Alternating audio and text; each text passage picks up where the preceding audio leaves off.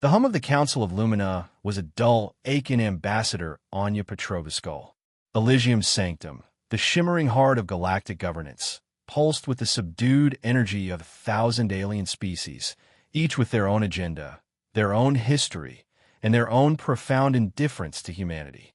Anya, draped in the crisp white uniform of the Orion Commonwealth, sat perfectly still. 5 years. 5 years of polite smiles, diplomatic nods, and suppressed fury. Around her, the chamber was a kaleidoscope of forms and hues. The Zarthus, slender beings with intricate purple patterns on their skin, glided with an air of ancient superiority. Their High Chancellor, a being named Zarthus himself, spoke in a voice like chimes struck on ice, translated into the guttural common tongue. The Orion Commonwealth continues its reckless expansion into uncharted sectors. Their latest research outpost, Sector Gamma 7, encroaches upon established resource lanes of the Viridian Concord. Anya's assistant, Caleb Thorne, a former tactical analyst with eyes that missed nothing, shifted imperceptibly in his seat. He knew her tells, the tightening of her jaw, the almost imperceptible clench of her fist beneath the table. Beside her, Pyra, the Ignis chief strategist, a creature of breathtaking, dangerous beauty, her skin a vibrant, pulsating red, let out a soft, melodious laugh. Her form, impossibly graceful, was captivating, yet Anya knew the venom that lay beneath. Perhaps, High Chancellor, the primitives simply do not understand the delicate balance of galactic commerce. Their ambitions often outweigh their capabilities. Pyra's voice, silken and alluring, dripped with condescension. Kale, the Cogitari head engineer, a being of integrated flesh and intricate blue mechanics, his voice a flat, synthesized drone, added, "Logic dictates that inefficient resource utilization by nascent species is a drain on the galactic economy. The outpost, despite its stated purpose of peaceful energy research, presents an unacceptable variable." His optical sensors, glowing with cold blue light, focused on Anya. Gorik, the Titani's overseer, a hulking mass of emerald green muscle and hardened scales, grunted, a sound that shook the very floor. Weaklings should know their place. The cosmos is not a charity. His broad, powerful arms, scarred from countless enforcement missions, rested on the armrests of his oversized chair. Anya rose, her movements fluid and deliberate, a stark contrast to the agitated alien delegates. Her voice, calm and measured, filled the silent chamber. Honored delegates, the Orion Commonwealth respects the established protocols of the Council of Lumina. However, the Sector Gamma 7 outpost, designated for non-military energy research, is located in territory expressly marked as neutral under the Elysium Accords. Its purpose is to develop sustainable, clean energy sources for the benefit of all species, not just our own. She activated a holographic display, showing the outpost schematics, its peaceful design evident. Zarthus's purple skin seemed to shimmer with annoyance. Ambassador Petrova, idealism does not supersede practical concerns. The flow of commerce, the stability of trade routes, these are the bedrock of cosmic order, not some utopian dream of shared energy. Pyra's eyes, like molten gold, narrowed slightly. And what precisely are these breakthroughs you speak of, Ambassador? Your species, for all its grand pronouncements, has contributed little of tangible value to the galactic collective. Her words were a subtle jab, a reminder of humanity's perceived inferiority. Indeed, Kale interjected, our data models show the Orion Commonwealth's energy consumption as disproportionately high for its technological output. Efficiency is paramount. Anya maintained her composed smile. The specifics of our energy research, while proprietary in their current phase, promise a revolutionary shift in how energy is harnessed. Imagine, if you will, limitless power without ecological impact, without the need for volatile mining operations, freeing up valuable resources for more beneficial pursuits. She paused, letting the implication hang in the air. Perhaps the Cogitari, with their unparalleled technological prowess, would be interested in a collaborative research exchange. We believe our methodologies, combined with your processing capabilities, could accelerate this development for the good of all. Kale's optical sensors flickered rapidly, a sign of rare internal conflict. The Cogitari jealously guarded their technological secrets, viewing any shared knowledge as a vulnerability. Such proposals require extensive review. The collective does not engage in frivolous exchanges. His voice remained flat, but a subtle hesitation was detectable. Frivolous? Gorik boomed, slamming a massive fist on his armrest. What good is research when our... The Titanis protect the real economy, not dreams. Anya's gaze hardened almost imperceptibly. Protection, Overseer Gorik, or exploitation. The distinction, I find, is often blurred in the territories under your influence. The chamber fell silent. Anya knew she had struck a nerve. The Titanis were notorious for running protection rackets, extorting smaller species under the guise of security. Zarthis cleared his throat, a sound that resonated through the chamber. Ambassador Petrova, let us not descend into unproductive accusations. The Council's purpose is to maintain peace and order, not to air speculative grievances. He looked at the other delegates, a silent plea for consensus. The matter of the Sector Gamma 7 outpost will be put to a vote. All those in favor of its immediate dismantlement and reassignment to the Viridian Concord. A sea of alien limbs, tentacles, and other appendages rose in agreement. Anya watched, her face impassive, as the verdict was delivered. It was always the same. Another setback, another insult, another piece of human progress stifled by the overwhelming arrogance of the Council. But beneath her placid exterior, a different kind of calculation was taking place. The time for politeness was almost over. Inside her, a cold resolve, forged over years of quiet observation, began to crystallize. She had learned their weaknesses, their fears, their dirty little secrets. And soon, they would learn hers. She would watch the sun rise on a new era, even if she had to burn the old one down herself. Anya Petrova returned to her private quarters within the Orion Commonwealth's embassy on Elysium Sanctum, the opulent surroundings now feeling like a gilded cage. Caleb Thorne was already there, pacing, a data slate clutched in his hand. They voted it down, Ambassador. Just like always. That's the 5th research outpost this year they've forced us to dismantle. And the resources at Gamma 7 were critical for Project Solara. Anya unpinned the Commonwealth brooch from her uniform, her expression unreadable. I expected nothing less, Caleb. But the blatant hypocrisy. Caleb ran a hand through his hair. They claim concern for galactic stability, yet Pyra's Ignis are draining entire systems, and Gorik's Titanis are shaking down independent worlds for protection. It's a farce. Indeed it is. Anya walked to the panoramic window overlooking the gleaming spires of Elysium Sanctum, a city built on the illusion of harmony.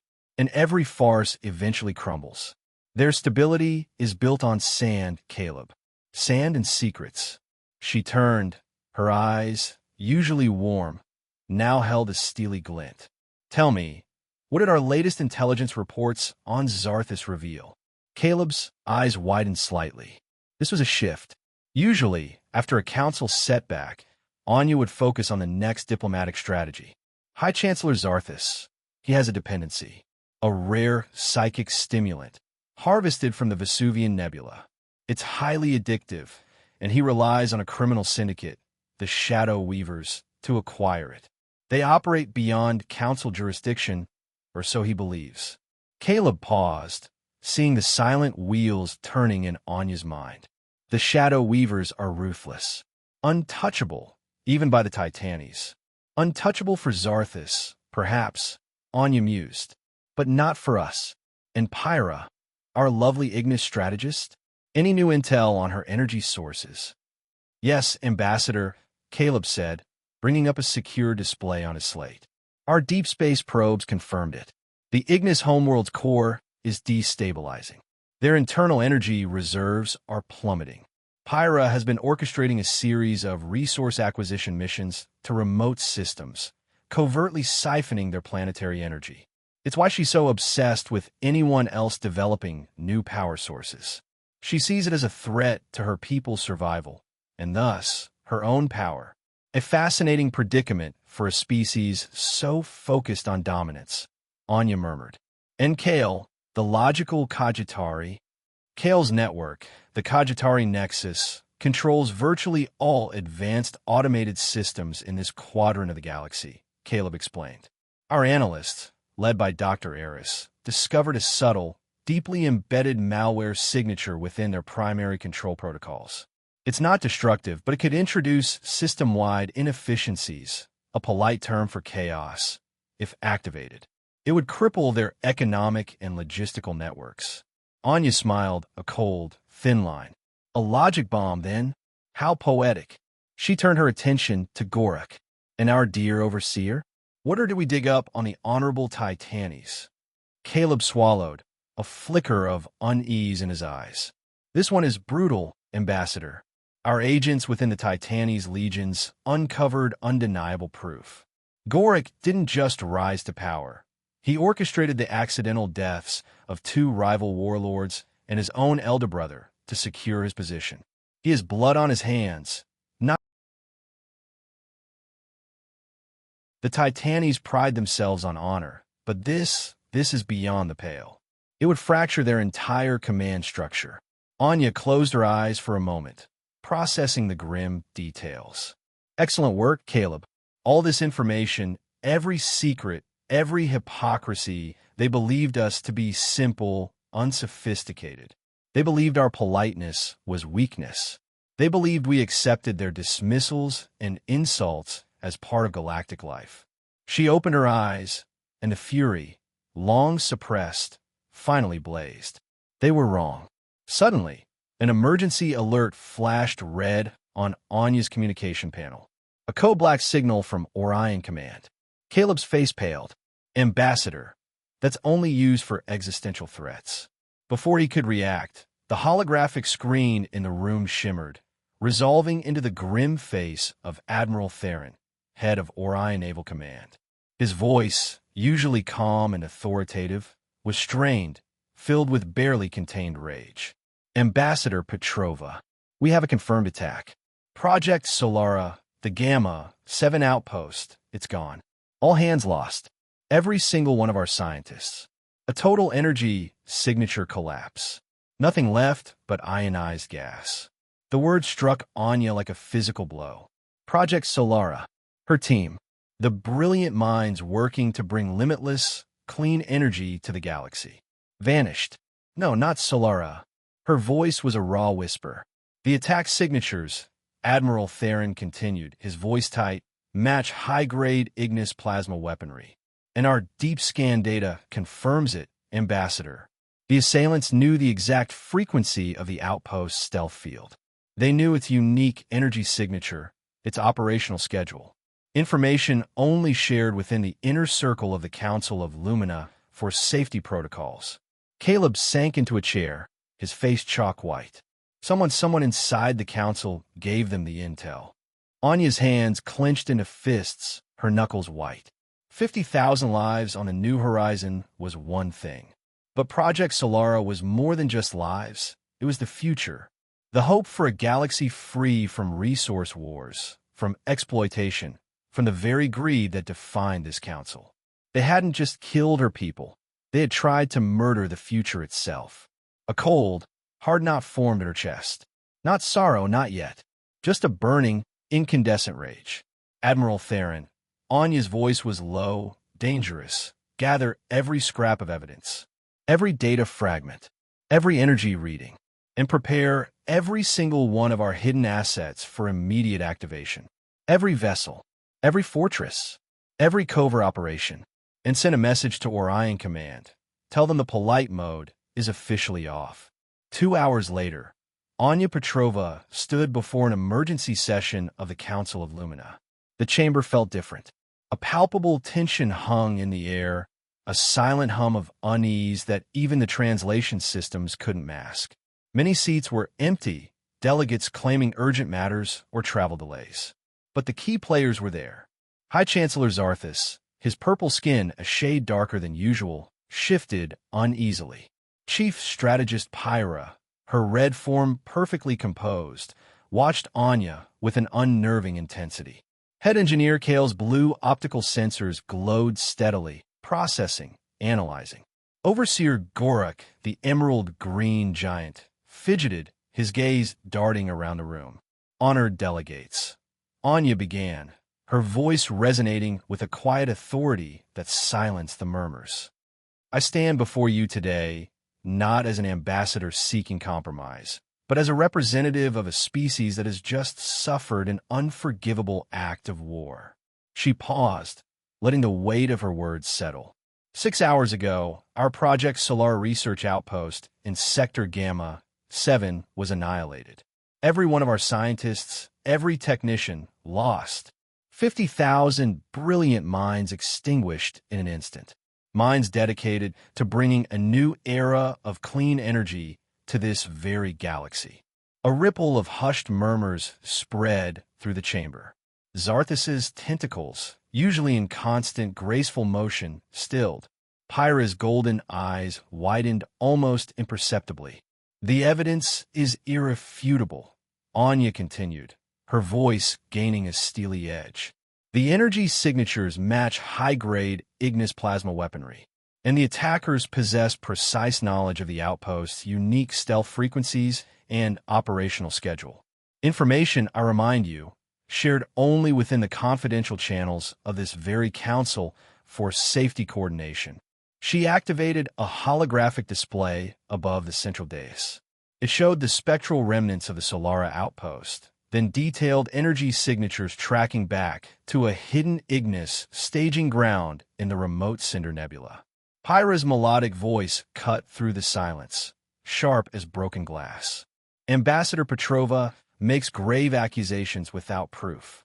The Ignis Confederacy does not condone acts of piracy, nor do we control every... Her eyes flashed a warning. Space is a dangerous frontier.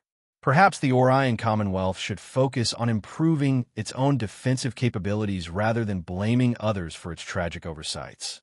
Anya's gaze locked onto Pyra's, a cold fire burning in their depths. Oversight, Chief Strategist? Is that what you call it? The systematic destruction of a peaceful research facility? The murder of innocent scientists working to save your own dying core, perhaps. The final phrase was a quiet whisper, but it hit Pyra like a physical blow. The red alien's composed demeanor fractured for a fleeting second, a flicker of raw panic in her eyes. Ambassador Martinez goes too far, Zarthus interjected, his voice regaining its usual icy chimes, but with an underlying tremor. Such personal attacks are unproductive and unprofessional. Unprofessional? Anya scoffed, a single, sharp sound that echoed in the suddenly silent chamber. Was it unprofessional when the Cogitari Nexus began subtly diverting our humanitarian aid shipments to their own client worlds, leaving struggling populations to starve? Was it unprofessional when the Titanes extorted every last credit from the fledgling Vesperian colony, then stood by while their protected trade routes were ravaged by pirates they secretly controlled? Her gaze swept across Kale, and then to Gorak. Kale's optical sensors dimmed, an involuntary response to the unexpected exposure. Gorak shifted uncomfortably, his emerald skin seeming to flush a deeper green. These are baseless fabrications. Gorak roared, slamming his fist down. The Titanes uphold order. Order for whom? Overseer? Anya challenged, her voice rising slightly. For those who pay your exorbitant fees? Or for those who conveniently disappear when they refuse? She activated another holographic display. This one showed meticulously documented logs of Cogitari resource diversions, then chilling audio intercepts of Gorak's commanders discussing lessons for non-compliant planets, followed by satellite imagery of their subsequent destruction. Emotional appeals and doctored data changed nothing, Kale stated, his voice a flat drone, though his blue optical sensors pulsed erratically. The Cogitari Nexus operates purely on logic and contractual agreements. Lingik, onyoskooft. Or perhaps a system vulnerability you conveniently ignore? A flaw in your perfect logic. She raised a hand, and Caleb, standing behind her, activated a subtle, almost imperceptible frequency from his data slate. Kale's optical sensors began to flicker wildly, then went completely dark. The Cogitari's mechanical limbs twitched, his posture rigid. A low, grinding sound emanated from his body as his internal systems rebooted. A subtle, non-lethal, system-wide inefficiency had just been introduced. Panic began to bubble amongst the other delegates. Whispers turned into urgent exclamations. They looked at Anya, then at the sputtering Kale, at the damning holographic evidence. This was not the same polite, submissive human they had always dismissed. Zarthus, his purple skin now pale, spoke, his voice trembling. Ambassador Petrova, this is an act of aggression. You cannot simply disrupt a council member's systems. Anya's smile was chilling, devoid of warmth. Aggression? High Chancellor? No, this is merely a demonstration. For 30 years, the Orion Commonwealth has observed. We have learned. We have documented every injustice, every insult, every act of contempt you have shown us, every secret you thought safe, every vulnerability you believed hidden. We were not naive. We were collecting data. She paused, letting the full impact of her words sink in. You call us primitive. You call us weak. You have laughed at our peaceful intentions, mocked our pleas for cooperation. You believed we were grateful for the crumbs you tossed our way. But while you were busy playing your games of power and deceit, we were preparing. Her voice resonated with a power that filled every corner of the vast chamber. The attack on Project Solara was the final insult. The line has been crossed. The polite mode, dear delegates, is officially off. Anya's declaration echoed in the stunned silence of the Council of Lumina. High Chancellor Zarthus's purple skin had turned a mottled gray, his tentacles twitching in what Anya knew was pure terror. Pyra's seductive facade had completely crumbled, her eyes wide with a mixture of shock and dawning horror. Kale, still rebooting, emitted a high-pitched whine as his system struggled to regain equilibrium. Even Gorak, the intimidating emerald giant, seemed to shrink in his seat. What is the meaning of this? Zarthus stammered, his voice no longer ringing like chimes but a discordant clang. You cannot simply unilaterally declare an I'm not unilaterally declaring anything, High Chancellor, Anya replied, her voice now dangerously calm, each word slicing through the air. I am explaining reality, the reality you created. For 30 years, you treated us as children, as primitives, as subjects for your petty games and exploitations. We were supposed to be grateful for your condescension, weren't we? She gestured to Caleb, who activated another holographic display. The new image was unlike anything the Council had ever seen. It depicted not a single vessel, but a fleet. Not simple cargo ships, but sleek, angular warships bristling with advanced weaponry, unlike anything known to galactic military intelligence. Behind them, massive, intricate structures, dwarfing even Elysium Sanctum, shimmered in the void. These are our deep space fortresses, Caleb announced, his voice devoid of his usual deference, resonating with a new, quiet power. 12 of them, strategically positioned throughout the galaxy, each one capable of housing entire fleets and armed with weapon systems that surpass anything currently deployed by any species in this chamber. Gasps filled the room. War Speaker Kale, finally recovering from his system shock, let out a mechanical screech of alarm. Delegates began shouting, some trying to access their own intelligence networks, others sending frantic messages to their homeworlds. Impossible. Pyra hissed, her voice a raw rasp, her beautiful face contorted in disbelief. Our intelligence networks would have detected such construction. We monitor your every move. Anya's cold smile widened. Did you truly believe, Chief Strategist, that a species capable of faster-than-light travel could not also master the art of deception? Your networks saw only what we wanted you to see. A gentle, struggling species, grateful for scraps. Meanwhile, we learned everything. The holographic display shifted again, showing a detailed, constantly updating map of the galaxy. Hundreds of small red dots appeared, scattered across trade routes, near critical resource nodes, even within the defense perimeters of powerful council members. Each dot pulsed with an ominous glow. Every red that represents an Orion Commonwealth covert military installation, Caleb explained, his gaze sweeping across the terrified faces of the delegates. Some are disguised as abandoned asteroids, others as derelict cargo vessels, a few as harmless research stations. All are fully operational and connected to a unified command network. A human intelligence network? Gorik rumbled, his voice laced with genuine fear for the first time. Oh yes, Overseer, Anya confirmed, her voice laced with chilling satisfaction. She began to walk slowly around the chamber, her eyes meeting those of each delegate, her presence filling the room. Every Orion Commonwealth trader who visited your worlds. Every diplomat who participated in your cultural exchanges. Every scientist who collaborated on your research projects. They were all gathering information. She stopped directly in front of Zarthus, who visibly recoiled.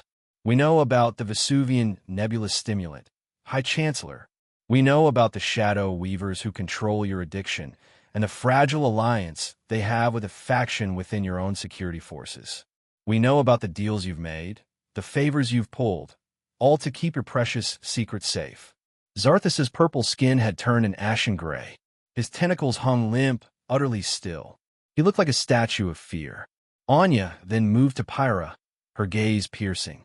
We know your Ignis Homeworld's core is dying, Chief Strategist.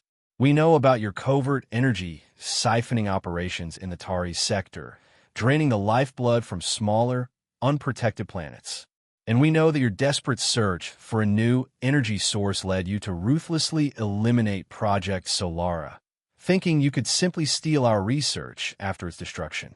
Pyra, for the first time, looked truly vulnerable, her beautiful face etched with raw fury and terror. Anya continued to Kale, whose systems were still struggling to function fully. And to you, Head Engineer Kale, we know about the malware signature embedded deep within your Cogitari Nexus. A single command in your entire network, your very identity, could unravel into disarray. Your perfect logic has a fatal flaw, a backdoor you left open when you thought no one was intelligent enough to find it. Kale's blue optical sensors glowed a weak, erratic pulse, a sign of his internal struggle and dawning comprehension. Finally, Anya stood before Gorik, her voice dropping to a low, dangerous whisper. "And Overseer Gorik, we have the irrefutable evidence of your treachery. The accidental deaths of warlords Vrek and Tharn. The elimination of your own elder brother, Kroll. The Titanis pride themselves on strength and honor. What will your legions say when they discover their leader ascended?" Gorik's massive form trembled. His emerald skin seemed to lose its luster. He was a cornered beast, stripped of his bravado. "You see," Anya said, returning to the center of the chamber, her voice rising to address the stunned delegates. "While you were all busy treating us like insignificant children, we were learning. Everything. Your strengths, your weaknesses, your fears, your plans, your dirty secrets." The holographic display changed once more, showing detailed military analyses of each major species. Ship counts, weapon capabilities, supply lines, command structures, all laid out with terrifying precision. "This is what the Orion Commonwealth does," Caleb stated, his voice ringing with conviction. "We study, we learn, we prepare, and most importantly, we remember. Every insult, every dismissal, every moment of contempt." Council Speaker Morin, the ancient, slug-like creature who ran the sessions, finally spoke, his voice trembling. "But why? Why hide your true nature? Why pretend to be weak?" Anya looked at him with something that might have been pity, Because we learned from our own history. When strong species announce their strength, everyone else bands together to destroy them. But when they think you are harmless, they ignore you. Until it is too late. She paused, letting the full weight of her words settle. This was not deception, Speaker Morin. This was strategy. Everything we told you is true. We prefer peace to war. We believe in cooperation and understanding. We want to build a better galaxy for everyone. Her expression hardened. But we also learned that some people mistake kindness for weakness. They think that because we choose not to hurt them, it means we cannot hurt them. They are wrong. The attack on Project Solara proved that our peaceful approach has failed. 50,000 brilliant lives are gone because we tried to work within your broken system. Because we trusted that rational beings would eventually choose cooperation over cruelty. She gestured to the holographic displays surrounding the chamber, now showing real-time positions of human ships throughout the galaxy. The aliens stared in horror as they realized that the Orion Commonwealth had vessels within striking distance of every major world, every trade route, every military installation. But you are not rational beings, Anya declared, her voice cutting through the rising chaos in the room. You are bullies who mistake restraint for inability. You think that because humans smile and compromise, it means we have no other options. She activated her personal communicator, her eyes blazing with unwavering resolve. Admiral Theron, this is Ambassador Petrova. Execute Phase 1. Across the galaxy. Across the galaxy, the peaceful facade of Orion Commonwealth vessels shattered. Cargo haulers, previously assumed to be ferrying mundane goods, suddenly activated powerful military-grade sensors, their hulls shifting to reveal hidden weapon ports. Small, unassuming research platforms flared with immense energy, their true purpose as highly armed weapon stations becoming terrifyingly clear. Trade routes, once meticulously patrolled by the Council of Lumina's forces, now found themselves under the silent, unwavering control of human ships. Strategic positions, long dismissed as insignificant, were revealed as critical military assets, perfectly placed for galactic dominance. Anya's voice, amplified throughout the council chamber, resonated with cold authority. The Orion Commonwealth is formally withdrawing from the Council of Lumina. All treaties and agreements are null and void as of this moment. Her gaze swept across the terrified faces of the delegates. What happens next depends entirely on how quickly you learn to treat us with the respect that 50,000 dead civilians deserved. Alarms began to wail throughout Elysium Sanctum, a piercing shriek of distress that sliced through the stunned silence. The grand, gilded hall, once a symbol of cosmic order, now vibrated with chaos. Delegates scrambled, shouting into personal communicators in dozens of alien languages. Some frantically tried to contact their homeworlds, their faces contorted in panic. Others demanded explanations from their military commanders, bewildered by how human ships had seemingly materialized in their protected space without warning. The alarms eventually died down after 10 agonizing minutes, but the pandemonium in the council chamber only intensified. Council Speaker Morin, the ancient slug-like creature, finally bellowed, his voice cracking with strain. Order. This session will come to order immediately. Slowly, reluctantly, the various delegates settled back into their seats, but Anya could see the raw, unadulterated fear in their eyes. Even Overseer Gorak, whose Titani species prided itself on battle-hardened courage, kept his emerald wings folded tightly. Ambassador Petrova, Morin began again, his voice barely a whisper. What you have revealed today changes nothing about galactic law. The Council has established procedures for addressing grievances. You cannot simply abandon the system that has maintained peace for centuries.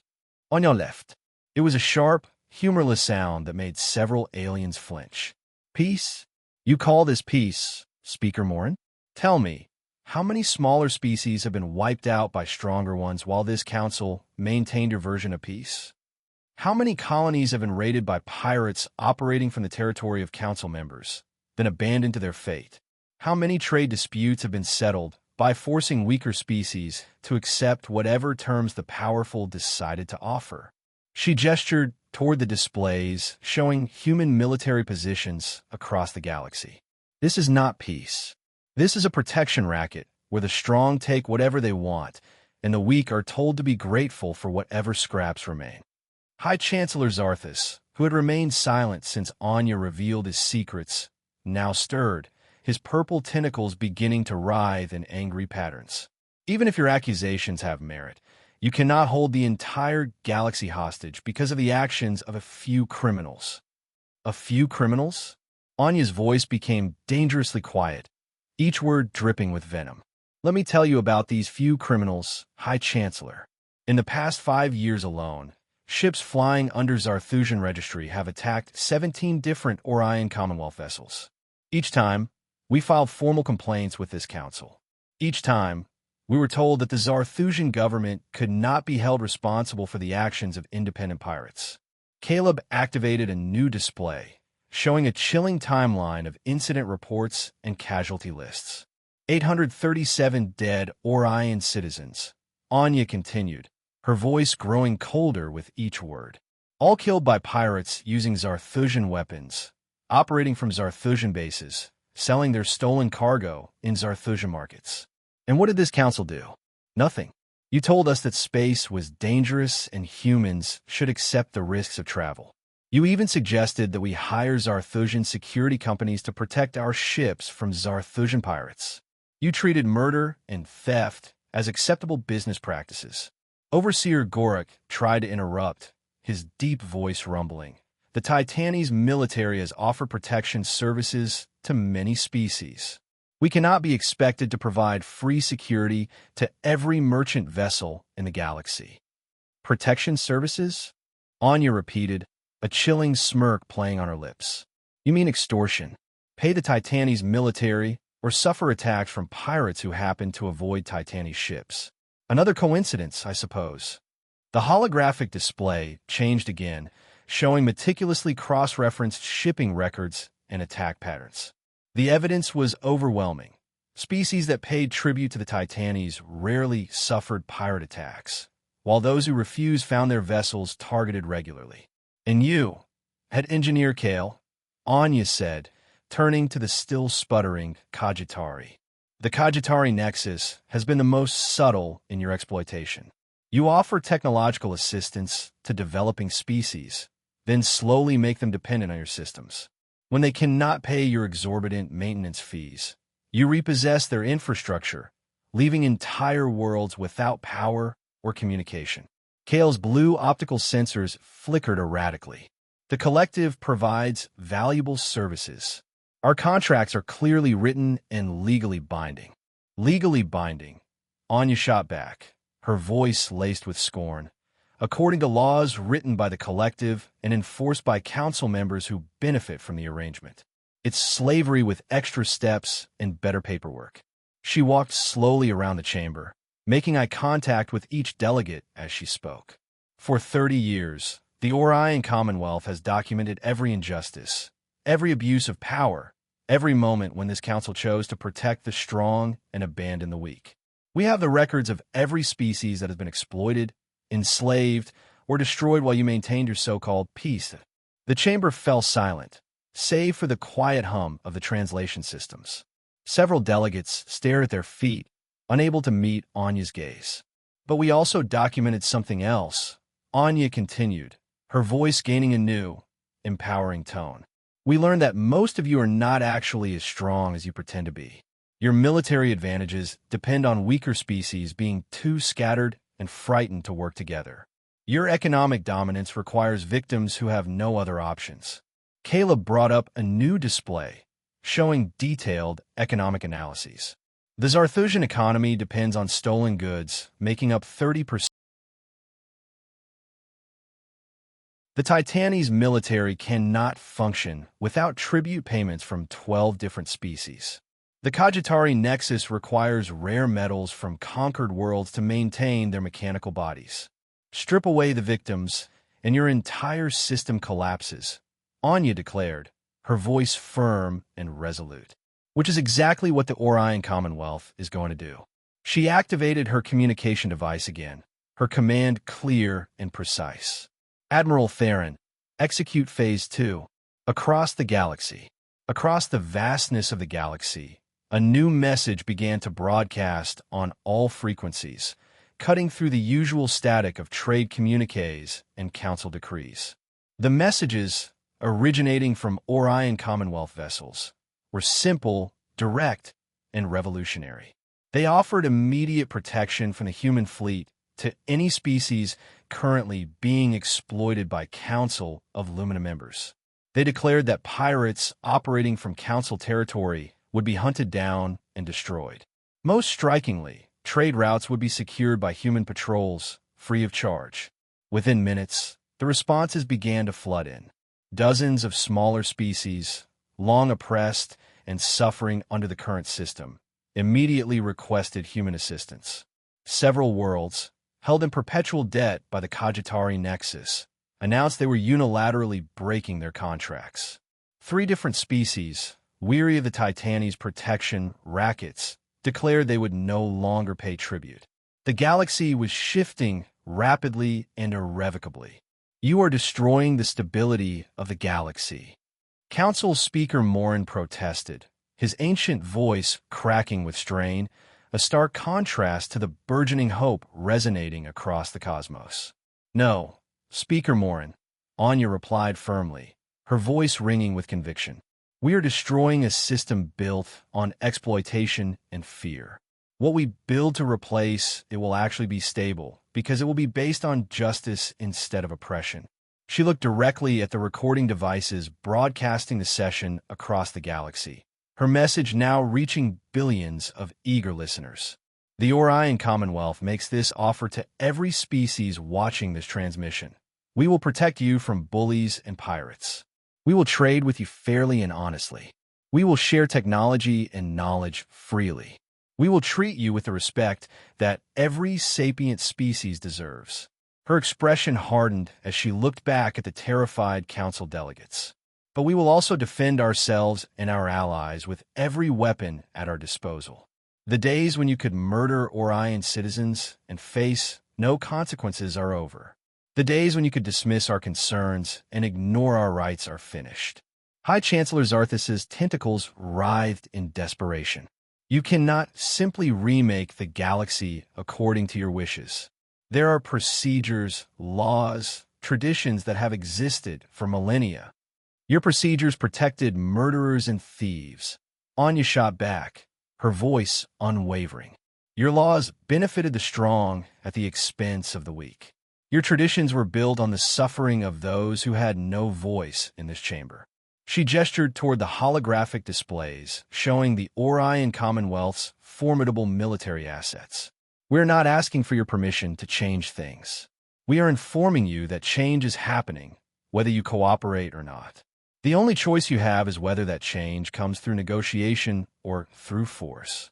The chamber erupted in panicked voices as delegates finally realized that the Orion Commonwealth was not bluffing. They had the military power to back up their demands and the intelligence network to know exactly where to strike. More importantly, they had already begun turning the victims of the old system into allies of the new one. The very foundation of the Council's power was crumbling beneath their feet. Anya Petrova looked around the chamber one final time, taking in the fear and confusion on every alien face. For 5 long years, she had stood in the same spot, begging these same creatures to treat her people with basic decency. For 5 years, she had been ignored, dismissed, and insulted. Now, they were all hanging on her every word, terrified of what the Orion Commonwealth might do next. The old system is dead, she announced, her voice resonating with an unshakable resolve. What we build to replace it will be better for everyone, except those who profited from cruelty. Choose your side carefully, because we remember who our friends are.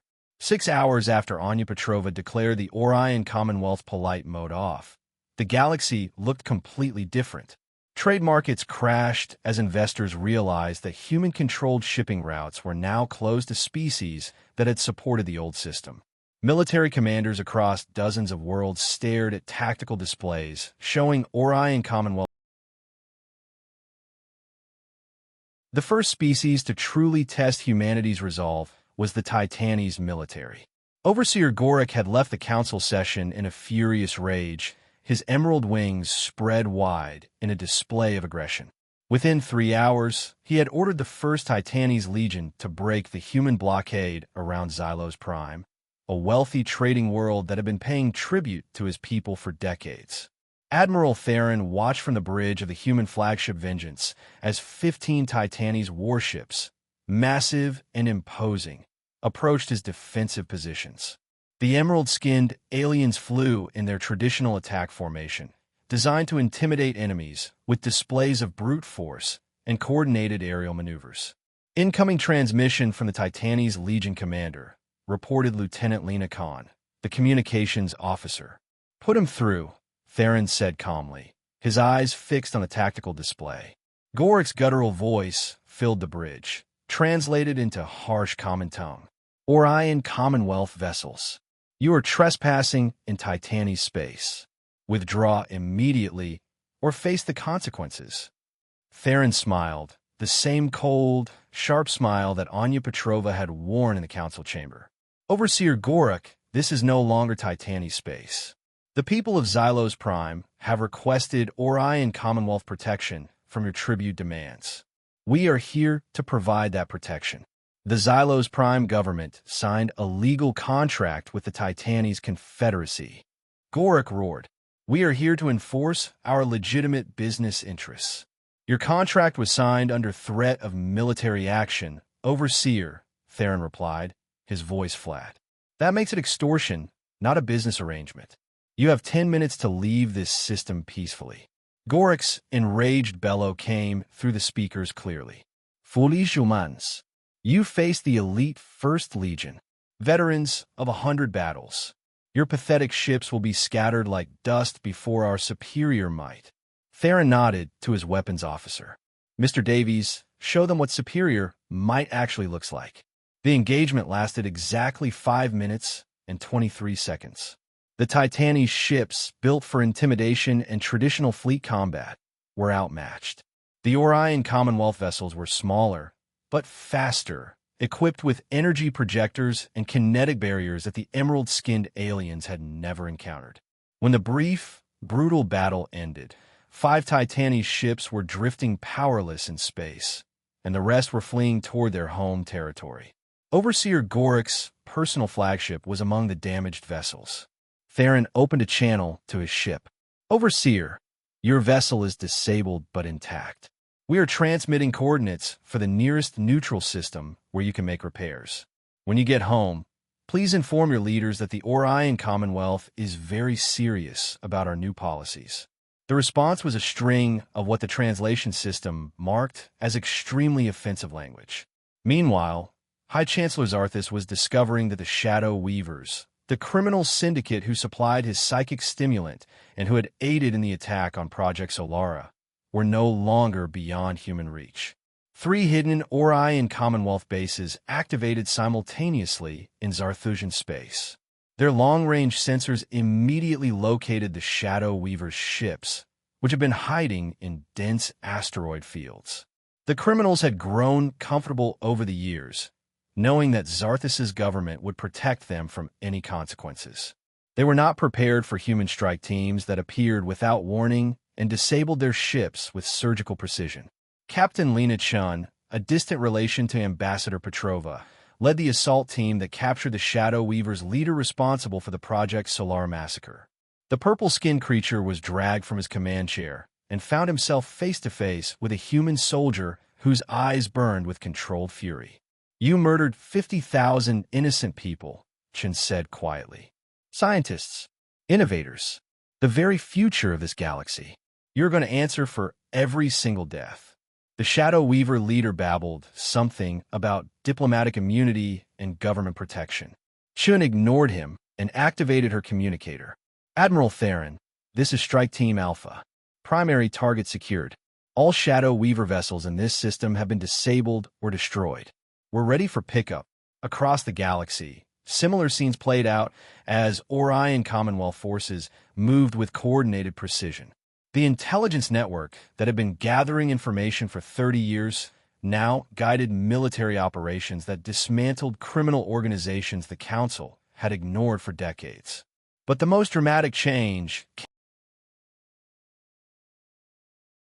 within hours of the Orion Commonwealth's broadcast. 17 different worlds declared their independence from various forms of alien control.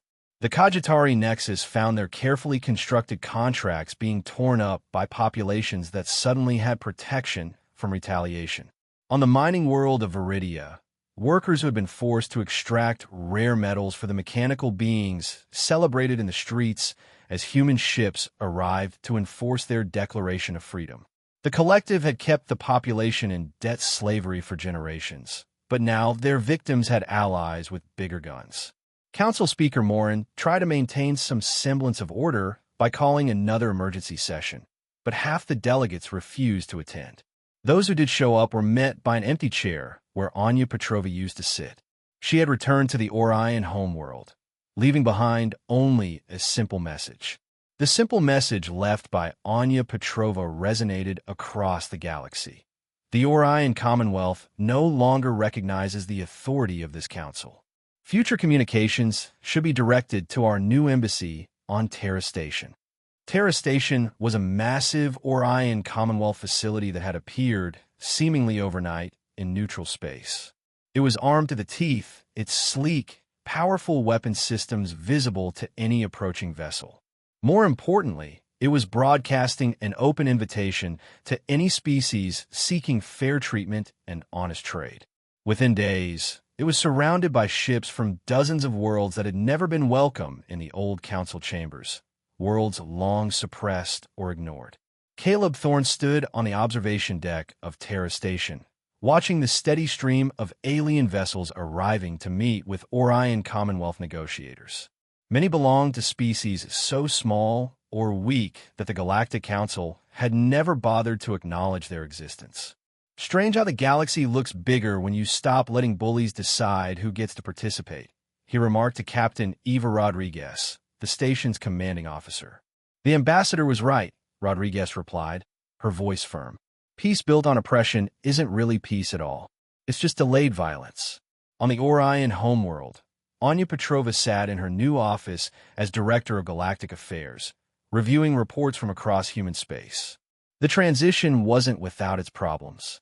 Some species were trying to form alliances against the Orion Commonwealth, clinging to the old power structures. Others were demanding impossible concessions in exchange for cooperation. A few were testing human resolve with minor provocations, but the overall picture was encouraging. Trade was flowing more freely than it had in decades.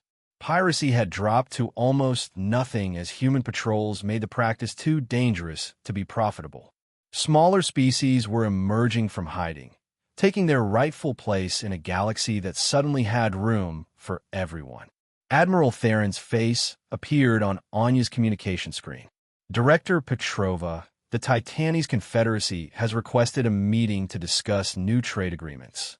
They're offering to recognize the independence of all worlds currently under Orion Commonwealth protection. Anya raised an eyebrow. What about their tribute system? They claim it was always voluntary, Theron said, a hint of amusement in his voice. And they're perfectly willing to renegotiate all existing contracts. Anya smiled. It wasn't the cold, sharp smile she had worn in the council chamber, but something warmer, more genuine. How generous of them. Schedule the meeting for next week. Make sure representatives from all the affected worlds are included in the negotiations. And the Zarthusian Collective? Theron continued. They've turned over the Shadow Weavers responsible for Project Solara and are requesting permission to establish diplomatic relations with our new alliance. I think we can work with them, Anya mused, as long as they understand that the old rules no longer apply. They will share all their resources for recovery efforts, without exception. Anya looked out her office window at the stars beyond the Orion homeworld's atmosphere. Somewhere out there, the Council of Lumina was probably still meeting, still trying to maintain their grip on a system that had already slipped through their fingers. They would adapt eventually, or find themselves completely irrelevant. Caleb Thorne's voice came through her communicator. Director Petrova, we're receiving requests for membership in the Orion Alliance from 43 different species. Should I start processing the applications? Anya leaned back in her chair and considered the question.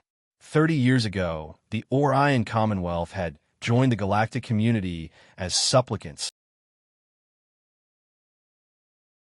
Now, they were being asked to lead a new alliance based on principles they had learned the hard way: respect, fairness, and the understanding that kindness was not weakness. Start with the applications from species that were oppressed under the old system, she said. They understand the value of what we're building here. And Caleb, yes, Director, make sure our people remember why we did this. It wasn't about power or revenge.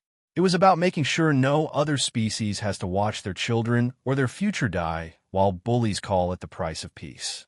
Anya looked at the reports spread across her desk, each one representing a world that was free to choose its own destiny for the first time in generations.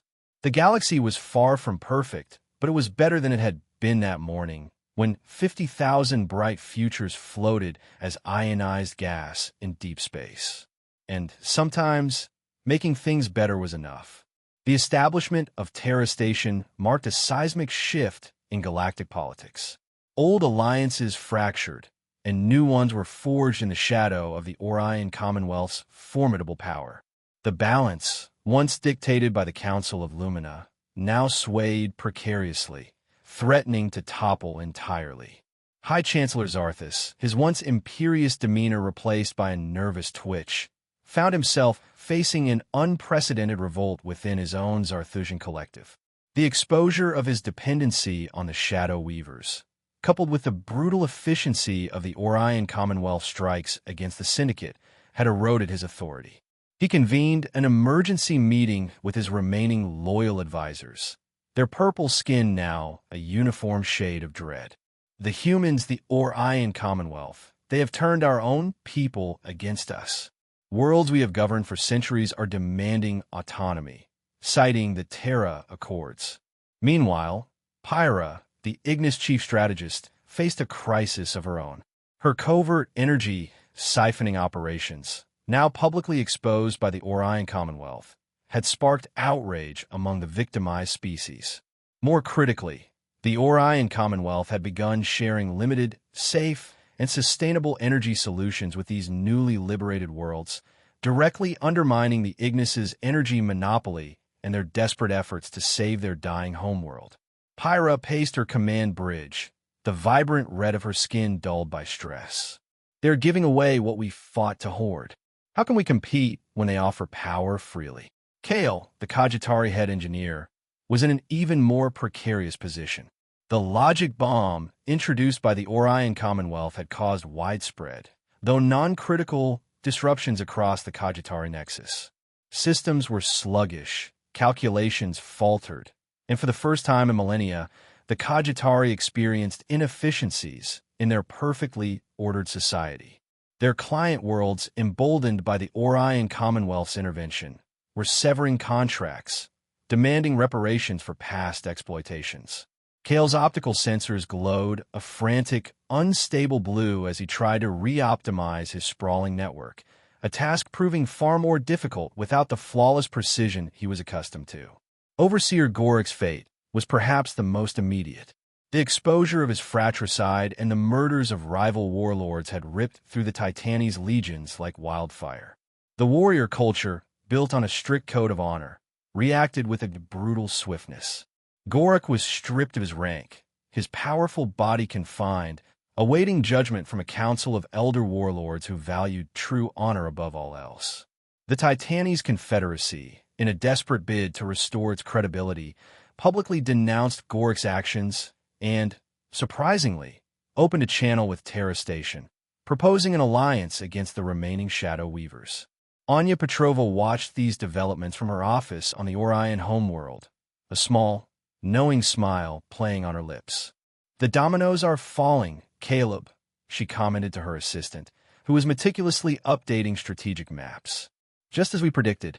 "Indeed, Director," Caleb replied, his expression one of quiet satisfaction. The initial resistance from the old guard is dissolving. Their fear of us is now overshadowed by their internal chaos and the growing influence of the Orion Alliance. The Orion Alliance, born from the ashes of the Council of Lumina's indifference, was growing exponentially. Species that had been voiceless for centuries found their voices amplified by the Orion Commonwealth's unwavering support. Resource-rich worlds, once plundered, began to flourish under equitable trade agreements. Technology, once hoarded, was now shared, sparking innovation across nascent civilizations. Anya knew the path ahead was still fraught with challenges. Rebuilding a galaxy based on justice would be a monumental task, But as she looked at the reports of new worlds applying for alliance membership, of joint scientific ventures, and of interspecies cultural exchanges, she felt a profound sense of purpose. The galaxy was no longer a stage for the powerful to exploit the weak. It was becoming a vibrant, interconnected web of diverse species, each with their own unique contributions, all bound by shared principles of respect and cooperation. The polite mode was off, and in its place, a new, honest, and truly stable era was beginning to dawn. The shift continued, a wave of change rippling through the cosmos. Reports flowed into Terra Station, detailing the ongoing transformation. Entire star systems, once isolated and exploited, were now flourishing under the protective umbrella of the Orion Alliance. New trade routes, free from the old Council's predatory taxes and pirate interference, buzzed with activity. Small, independent scientific outposts, previously deemed insignificant, were now receiving the resources and collaborative efforts they needed to thrive, pushing the boundaries of knowledge for all. Anya reviewed a holographic projection showing the burgeoning network of the Orion Alliance. Green lines, representing newly established fair trade agreements, crisscrossed the galaxy. Blue nodes, signifying new scientific and cultural exchange hubs, pulsed with vibrant energy. Red dots, marking the last vestiges of the old system's control, flickered and faded as more worlds declared their allegiance to the new order. Director Petrova, Caleb's voice chimed from her comm panel. The Ignis Confederacy has sent an urgent diplomatic request. Pyra herself wishes to speak with you. She claims her people are on the brink of collapse and seeks humanitarian aid and technological assistance. Anya leaned back in her chair, a thoughtful expression on her face. The once proud Ignis, brought to their knees by their own destructive policies and the Orion Commonwealth's strategic dismantling of their energy monopolies, were finally facing the consequences. Put her through, Caleb, but ensure all conversations are recorded and transcribed. And inform her that any assistance will be contingent on full transparency regarding their energy crisis and a complete cessation of all aggressive expansion. Moments later, Pyra's image materialized. Her usually vibrant red skin now seemed muted, her captivating features strained. Her golden eyes, once filled with condescension, now held a desperate glint. Director Petrova, she began, her voice lacking its usual melodious quality. My people, we face a grave challenge. Our homeworld's core is failing faster than anticipated. We require your assistance. Anya's voice was firm, devoid of triumph. Chief Strategist Pyra, the Orion Commonwealth has always offered pathways to peace and prosperity, but they come with conditions. The era of veiled threats and covert exploitation is over. If you wish for aid, you will open your borders, cease all coercive practices, and contribute your own unique knowledge for the betterment of the Alliance, not just your own survival. Pyra hesitated, a flicker of her old pride in her eyes, then visibly swallowed. We agree to your terms. The words seemed to pain her, but the desperation was clear. This was not revenge, Anya mused as she ended the call. It was the hard-won justice for 50,000 souls and countless oppressed species. The galaxy, though still reeling from the shock of the Orion Commonwealth's bold actions, was slowly, painfully, turning towards a new dawn. It was a dawn built not on the fragile illusion of peace maintained by fear, but on the solid foundation of true equity and mutual respect. The polite mode was off, and for the first time in a very long time, the galaxy was finally, truly awake. The transformation of the galaxy was undeniable. Where once fear and exploitation had reigned, a cautious optimism began to bloom. Terra Station stood as a beacon of this new era, its docking bays constantly busy with vessels from diverse species, all seeking to join the Orion Alliance or establish new, fair trade agreements. The daily reports flowing into Director Anya Petrova's office reflected this profound shift. The Cogitari Nexus, still grappling with their system inefficiencies, found themselves in an unprecedented position. Their network, once the envy of the galaxy, was now seen as unreliable by many. Kale, their head engineer, had made a rare, personal plea to the Alliance, offering to share their advanced technological blueprint in exchange for assistance in neutralizing the elusive malware. It was a humbling turn for a species that had long prided themselves on their impenetrable logic and self-sufficiency. Anya, ever the strategist, saw not weakness. The Orion Alliance began dispatching teams of specialists, not to dominate, but to truly assist, fostering a trust that the old council had never achieved. Meanwhile, the trial of Overseer Gorak by the Titanes Confederacy concluded.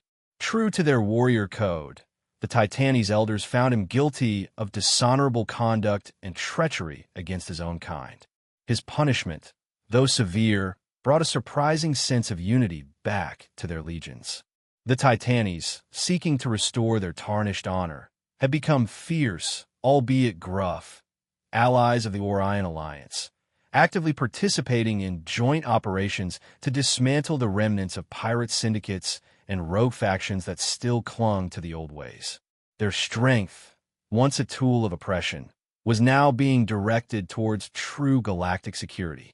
Even High Chancellor Zarthus, stripped of much of his power within the Zarthusian collective, found himself in a peculiar new role. Exposed and vulnerable, he was forced to confront the deep-seated corruption within his own government. The Orion Alliance offered him a choice: cooperate fully in rooting out the remaining elements of the Shadow Weavers and establishing transparent governance, or face complete collapse.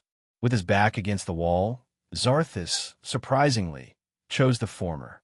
He became a reluctant, yet increasingly effective, instrument of reform within his own people, beginning the arduous task of rebuilding trust.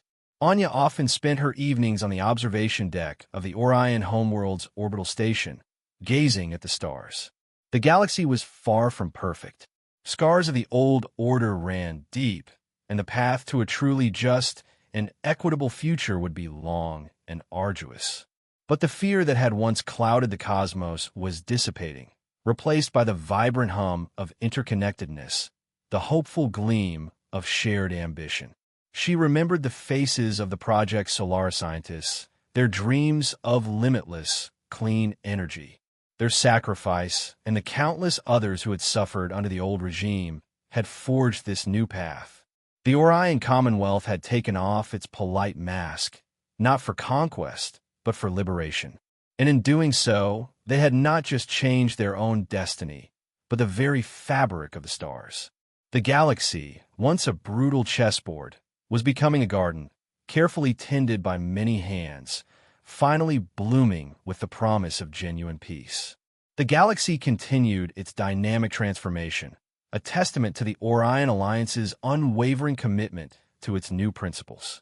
Reports from newly allied worlds poured into Terra Station, detailing burgeoning economies and unprecedented cultural exchanges. The green lines on Anya's strategic maps, representing fair trade routes, now spanned across entire sectors, while blue nodes of scientific collaboration illuminated forgotten corners of the cosmos. The red dots, marking the last bastions of the old, oppressive order, had almost entirely faded. The Cogitari Nexus, with the Orion Alliance's unprecedented technological assistance, slowly began to stabilize. Kale, their head engineer, had undergone a remarkable transformation. Stripped of his people's rigid adherence to isolated self-sufficiency, he discovered the true power of collaborative innovation. Cogitari engineers, working side by side with human and other alliance species scientists, were not only neutralizing the malware, but were also developing entirely new, open-source technological standards that promised to benefit all. The Titanes Confederacy, under its reformed leadership, proved to be formidable allies. Their warriors, once feared as enforcers of tribute, were now respected as guardians of true galactic peace.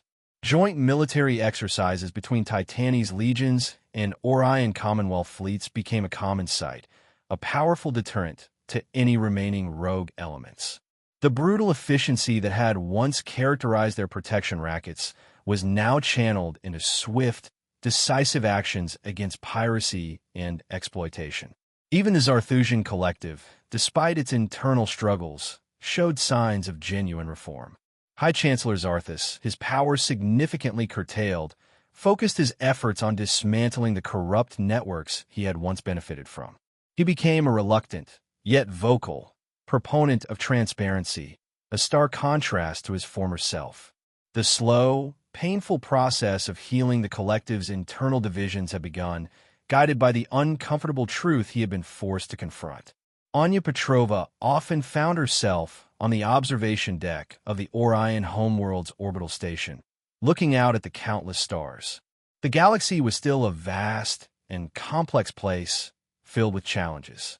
The shadows of past conflicts lingered, and the journey towards a truly unified and equitable cosmos was far from over.